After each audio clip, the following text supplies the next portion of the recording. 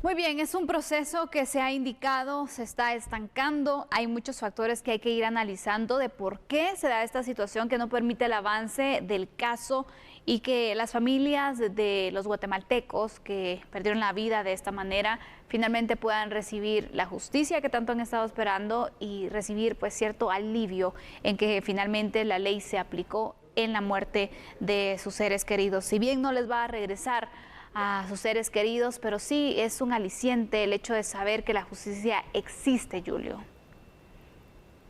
Así es, Sandy. Fíjate que esto es muy preocupante, ¿sabes?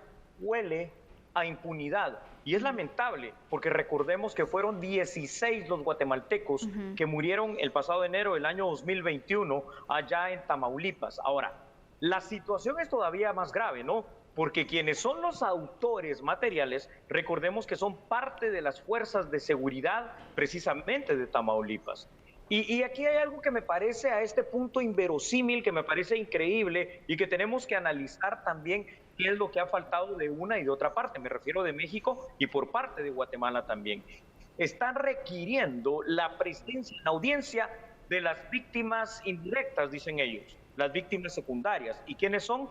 Los familiares de aquellos guatemaltecos que fallecieron en esta masacre. Ahora, pero si no se hace ningún trámite, ningún apoyo, ninguna ayuda, no se dota del dinero, de los viáticos, del bus, de los medios, del avión, para que las víctimas puedan viajar ahí, esto va a quedar en la impunidad. Exacto. Totalmente, Julio, porque mira, eso es lo que se indica. Bueno, hoy la audiencia se reprogramó porque no llegaron los familiares de las víctimas, pero el punto es quiénes los están apoyando, porque tampoco puedes decir no es parte de un debido proceso, no sé cómo lo visualizas tú, el hecho de decir, bueno, nosotros intentamos hacer justicia, pero las partes, en este caso, la familia, algunos testigos, pues no cumplieron y entonces ¿cómo vamos a aplicar justicia? Realmente no debería existir conformidad en cuanto a esta situación, sino buscar también la forma en que puedan llegar cada uno de los actores que son principales en este proceso judicial para poder de esta manera desarrollar ese debido proceso y no tener, bueno, es que faltó esta pieza, entonces por eso no los pudimos castigar, no pudimos demostrar su culpabilidad, porque en realidad no es hacer una justicia efectiva. ¿O cómo lo ves tú? Definitivamente que es como lo estás mencionando, Sandy. ¿Por qué? Porque cuando te digo que esto huele a impunidad, es porque esta no es la primera vez, es ya la sexta vez, no sexta vez, repito, en que la audiencia se está posponiendo, en que la audiencia no se lleva a cabo, en que el proceso se retrasa porque no está la inmediación procesal para la ley penal mexicana, que en este caso lo que solicita es la presencia en la sala de audiencias, es decir, la presencia allí, la inmediatez de los familiares de las víctimas. Si no se hace algo, va a llegar el momento de la otra audiencia y simplemente no van a poder llegar. Y mientras más pase el tiempo, Sandy, lo más preocupante y lo más lamentable es que se está perdiendo tiempo para hacer justicia, número uno, y mientras más pase el tiempo, más posibilidades de que los culpables encuentren la manera de evadirla. Exactamente, recordemos que son policías mexicanos los que están involucrados en estas muertes y aparte la gravedad también de la situación, cómo se dieron estas muertes, todo esto debería de marcar pues una prioridad en los casos y sobre todo también la búsqueda de ir desarrollando y avanzando también el proceso penal, Julio, pero parece que como que no es pues relevante, parece que no les importa entonces si se hace hoy, se hace dentro de 5 años, dentro de 20, correcto, 30, realmente no marca una prioridad dentro de la agenda de justicia mexicana, pareciera. Fíjate que es exactamente así. Vamos a quitar ese epíteto del pareciera porque estoy de acuerdo absolutamente contigo.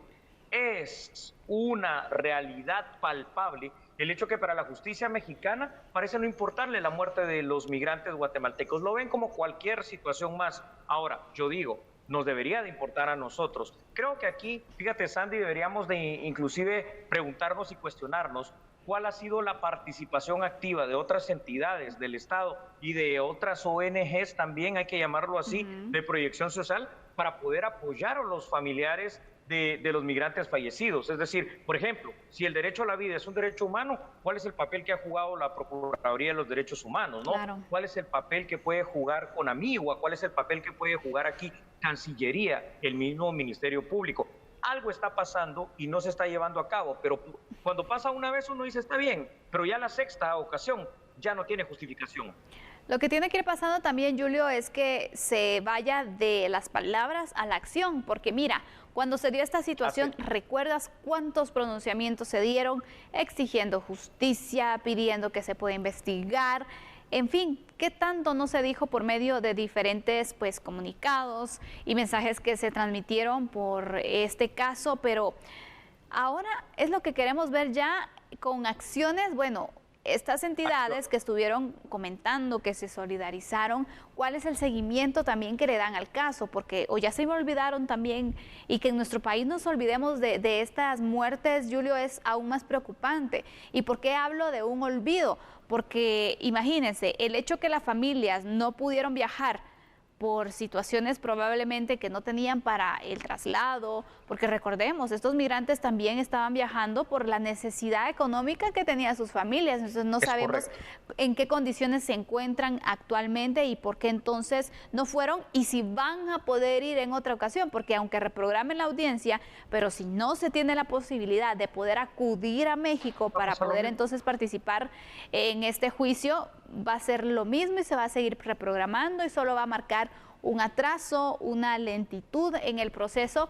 Por eso es que queremos acciones por parte de las entidades también nacionales para que puedan darle seguimiento y acompañamiento a las familias, incluso orientación de lo que deben hacer, porque prácticamente de nuevo los dejaron solos.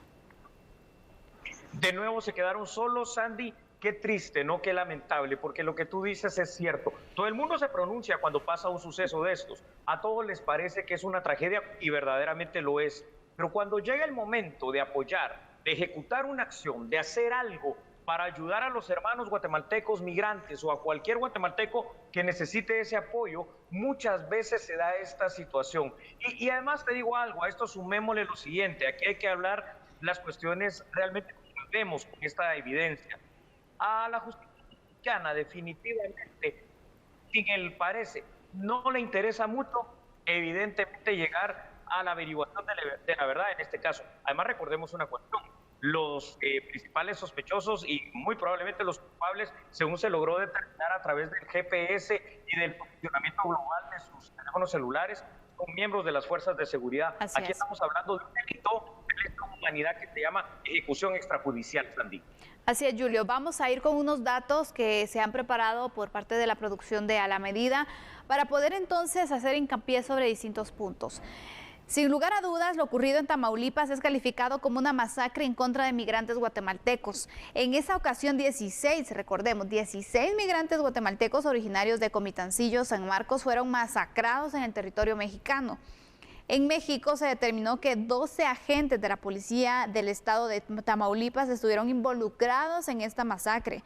Los fiscales han acusado a los 12 agentes de homicidio agravado, abuso de poder y obstrucción a la justicia. Esos son los 3 delitos por los cuales están siendo procesados estos 12 agentes de la policía. Y aparte de ello, nos preguntamos, ¿hubo más gente que pudo haber estado involucrada? Porque solo se menciona estos 12 agentes, pero el punto es también, bueno, ¿por qué cometieron esta barbaridad? ¿Por qué mataron a los migrantes guatemaltecos?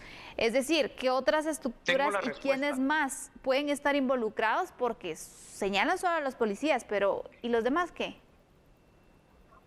Fíjate, Sandy, cómo es esto de lamentable, ¿no? Aquí en Guatemala nosotros ya, como medios de comunicación, en este caso como TN23, A la Medida, tenemos la respuesta, porque esto evidentemente la justicia mexicana lo dijo al principio y ahora parece no importar. La motivación principal de esta masacre fue el hecho de que los policías mexicanos de Tamaulipas ejecutaron una orden de uno de los cárteles de México, porque nuestros migrantes no pagaron un impuesto, un derecho de paso por el territorio que ellos dominan. Así que hoy, como conclusión aquí en A la Medida, México, Guatemala y todos nosotros, esto no debe quedar en el olvido, esto no puede quedar en la impunidad. Esta tragedia se tiene que solucionar y de alguna u otra manera, así sea con las condenas más duras que se puedan, porque esto no va a revivir a los muertos, nunca se puede hacer eso, que se haga justicia.